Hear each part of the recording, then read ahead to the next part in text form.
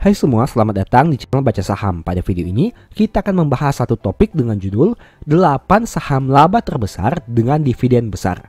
Dividen yieldnya 11 hingga 41% dan cetak laba 3 hingga 25 triliun rupiah.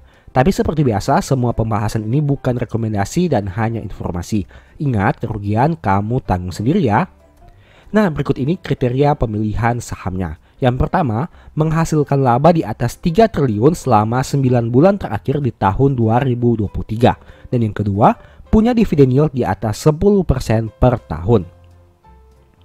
Kita langsung masuk saja ke dalam nama sahamnya. Yang pertama Pegas yang listing sejak tahun 2003. Teman-teman bisa lihat di sini bahwa kinerja di tahun 2023 mengalami penurunan dibandingkan tahun 2022. Untuk dividennya, saham ini pernah absen membagi dividen di tahun 2021.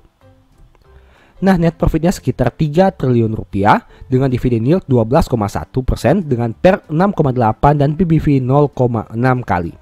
Rasio profitabilitas NPM dan ROE-nya tidak terlalu menarik dengan angka 7 dan 10%. Selain itu ingat, DER-nya sudah tinggi yang mana berarti hutangnya lebih besar dibandingkan modalnya. Untuk kinerja harga saham masih turun 42% dalam 5 tahun terakhir. Saham kedua ABMM yang listing sejak tahun 2011. Kinerja di tahun 2023 labanya mengalami peningkatan jika diproyeksikan dibanding tahun 2022. Untuk aspek dividen, saham ini juga pernah absen di tahun 2021 untuk pembagian dividennya. Nah, net profitnya sekitar 3,5 triliun rupiah dengan PER 2 kali dan PBV 0,89 kali. Artinya saham ini masih dijual di bawah dari modal per lembar sahamnya. Rasio DER-nya juga sudah tinggi dengan angka 211%. Tapi meskipun begitu, profitabilitasnya masih menarik baik dari angka NPM dan ROE-nya. Untuk kinerja harga saham, sudah naik 71% dalam 5 tahun terakhir. Saham ketiga PTBA yang listing sejak tahun 2002. Kinerja di tahun 2023 sayangnya mengalami penurunan yang signifikan dibanding kinerja tahun 2022. Untuk aspek dividen, saham ini konsisten membagi dividen dalam 5 tahun terakhir.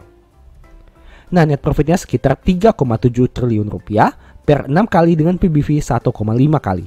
Rasio profitabilitasnya juga masih baik meskipun terjadi penurunan laba. Dan DER-nya juga masih normal meskipun sudah cukup tinggi dengan angka 86%. Untuk kinerja harga saham masih turun 30% dalam 5 tahun terakhir. Saham keempat Games yang listing sejak tahun 2011. Kinerja di tahun 2023 mengalami penurunan jika diproyeksikan. Untuk aspek dividen, saham ini konsisten membagi dividen lebih dari 1 kali dalam beberapa tahun terakhir. Net profitnya sekitar 6 triliun rupiah per 4,3 dengan PBV 3,6 kali. Games merupakan salah satu saham yang diperdagangkan di atas PBV 1 kali. Rasio profitabilitasnya masih baik tapi harus dicek lagi karena NPM dan ROE-nya cukup jomplang. Rasio DER-nya masih di bawah 100% meskipun sudah cukup tinggi.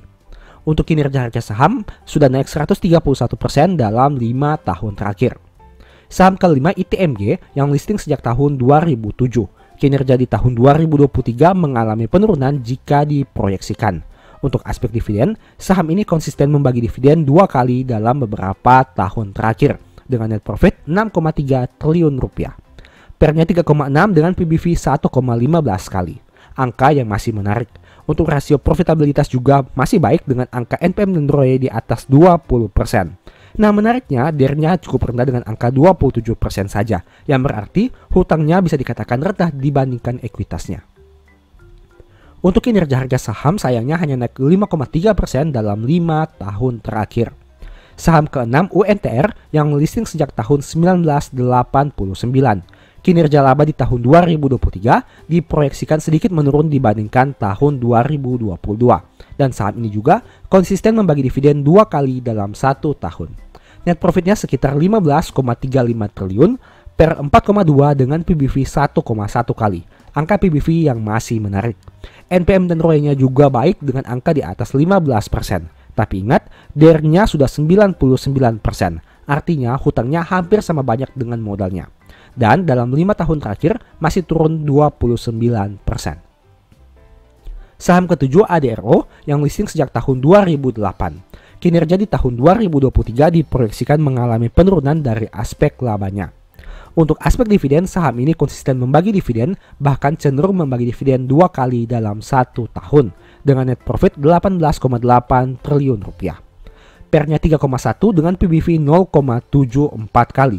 Artinya, harga sahamnya masih diperdagangkan di bawah dari modal per lembar sahamnya. Rasio profitabilitasnya juga baik dengan angka di atas 20%. Apalagi DER-nya masih di bawah 50%, yang berarti hutangnya tidak lebih dari setengah ekuitasnya. Terkait kinerja harga saham masih naik 41% dalam 5 tahun terakhir. Dan saham terakhir adalah ASII yang listing sejak tahun 1990. Kinerja di tahun 2023 mengalami peningkatan bahkan menjadi yang terbaik dalam 4 tahun terakhir.